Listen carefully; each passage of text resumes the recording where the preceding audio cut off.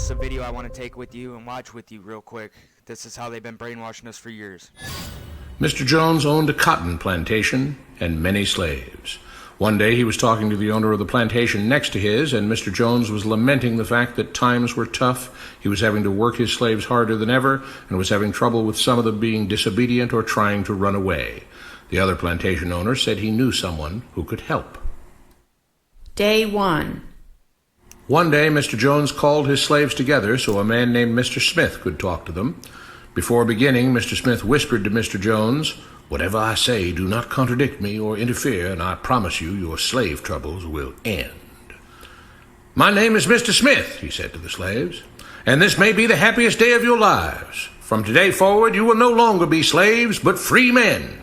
Mr. Jones was so shocked he started to step forward, but Mr. Smith gestured for him to remain silent. He did, only because the other plantation owner had spoken so highly of Mr. Smith's skills. "You are no longer the property of Mr. Jones," Mr. Smith continued. "You are free. No more would you be forced to labor for the benefit of Mr. Jones. Now you can work for yourselves." Now the slaves were all murmuring and looking at each other. Many were smiling, many were looking puzzled. "In fact, you are now free to leave the plantation whenever you want," Mr. Smith said.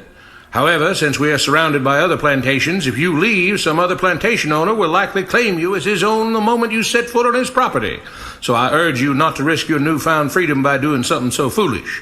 Instead, I suggest that you stay here, no longer as slaves, but as willing participants and part owners of this plantation.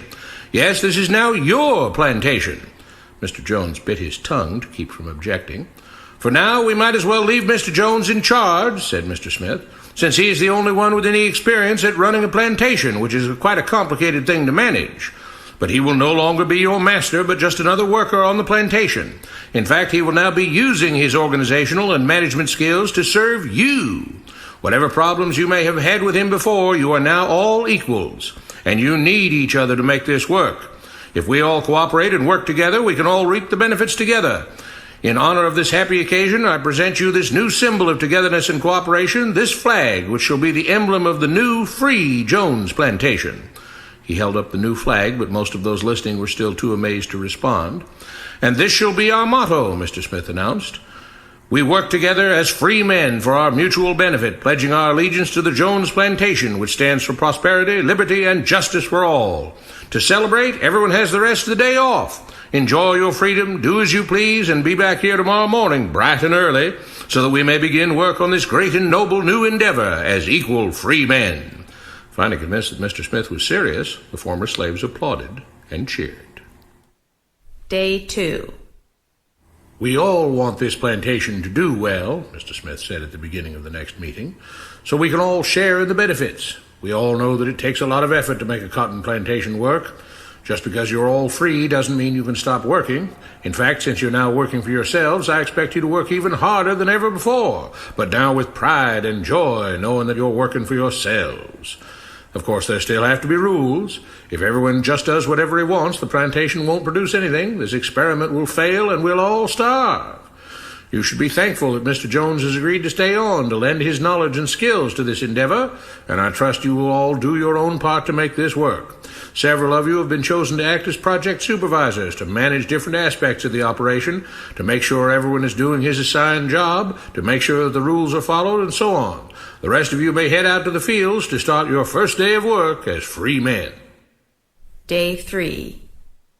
The next morning, Mr. Smith had a grim expression on his face as the daily meeting began. "I have an unpleasant duty to do today," he said. "Yesterday, Charles was caught keeping some of the cotton he picked, presumably to sell for his own personal profit. That is against the rules. That is stealing. For that, Charles must be punished." 2 men tied Charles to the whipping post. "I take no joy in this," Mr. Smith continued, "but you must understand, if we do not maintain order, if we do not have rules that we all abide by, then the plantation will fail, and we will all suffer."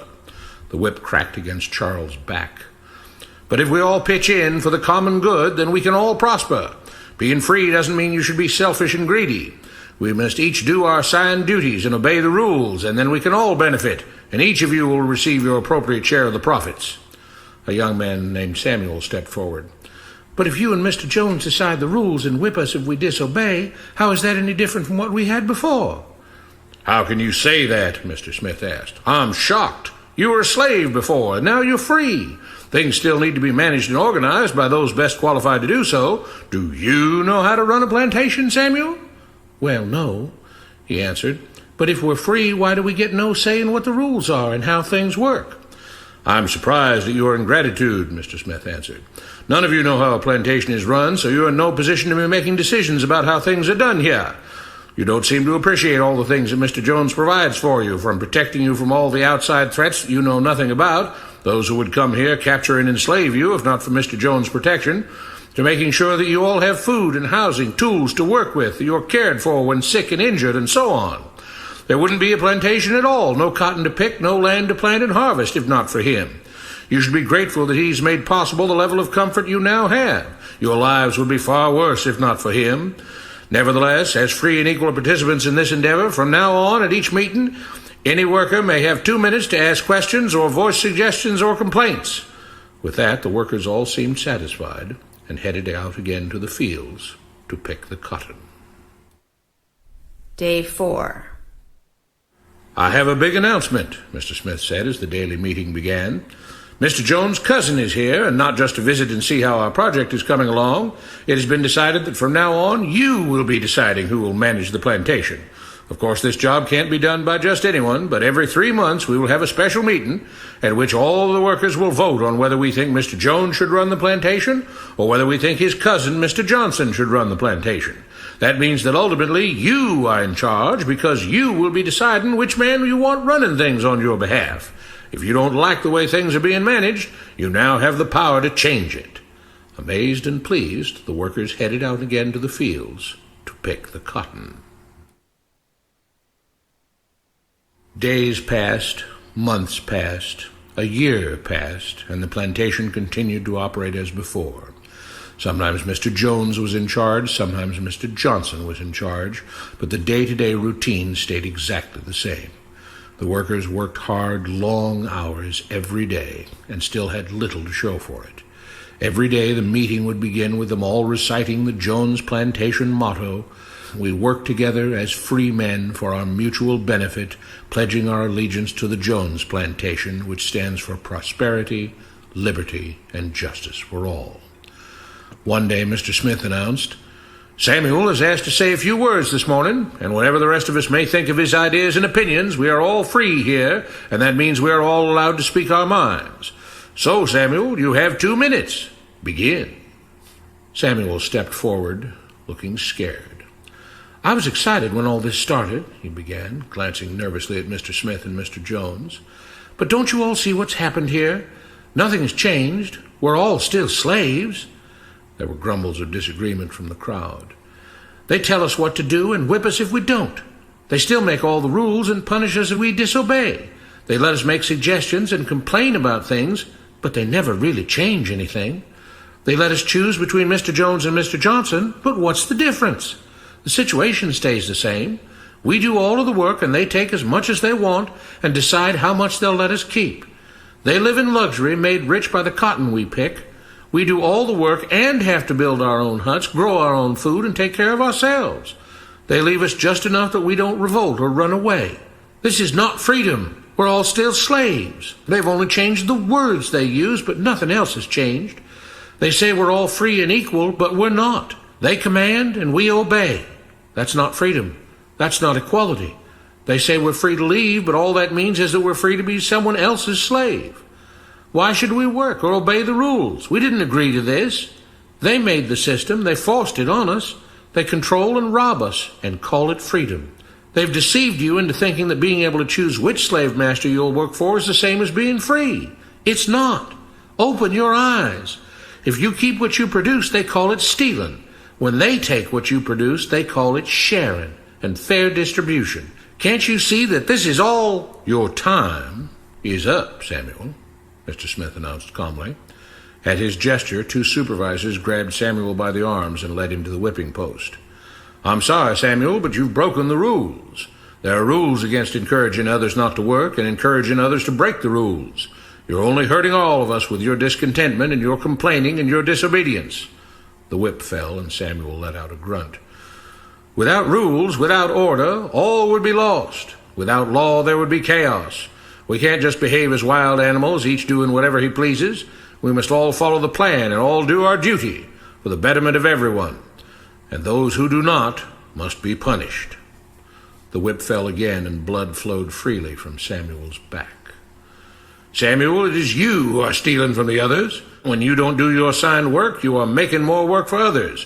When you disobey the rules, it is you who are endangering the future of everyone else here.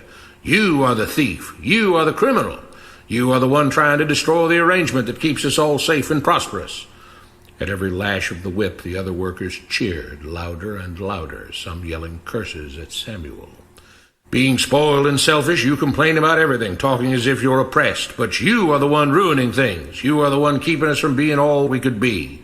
It is your greed and your rebelliousness that is hurting all of us. They all play by the rules, Mr. Smith said, gesturing at the others. What makes you think that you don't have to? You think you're above the law? There were loud yells of agreement as the whip fell again. We must maintain order, Mr. Smith proclaimed, to make this plantation great, to make it so that we can all be happy and prosperous. To have the society we want, there have to be rules.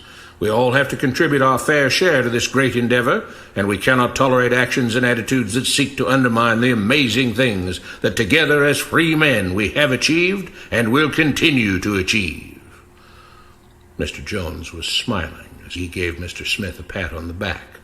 The crowd was cheering so loudly that none of them had noticed that Samuel had died. So I want to reflect on the video that we just watched.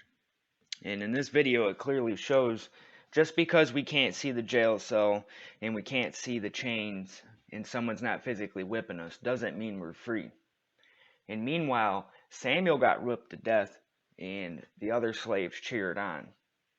This is what we see in today's world, basically. We get a new president, they say we vote for him, we get a new president, but yet nothing changes. Everything stays the same. If not, things get worse. The following year, we're all making less money from an unseen tax called inflation, or they'll tax the wealthy. And that's also an unseen tax, because when they tax the wealthy, the people that own the stores, they're not going to pay more. They'll pay more taxes if they even do that. But what they'll do is they'll just raise the price on the goods. Therefore, it's a tax on us. It's time to wake up. We need to see what's going on. We need to get involved, guys. We need to get involved at the local level. Our sheriff of our county is the highest local official in the county. In all reality, they're the ones that save us in the end. That's why we see such a big attack on the police nowadays. Think about it. What made us different from India when the pandemic happened? What made us different was the sheriffs and the deputies and the police officers, even the city police officers. A lot of them, they didn't want to enforce unconstitutional laws like the mask, or you can't go to church, or the right to assemble. And that's why we see such an attack on the police today. You guys got to remember the jobs they have, they're making split decisions. And don't get me wrong, there's always a bad one out there. There's a lot of bad ones out there. But the more the public lashes out on the police, the more they militarize it.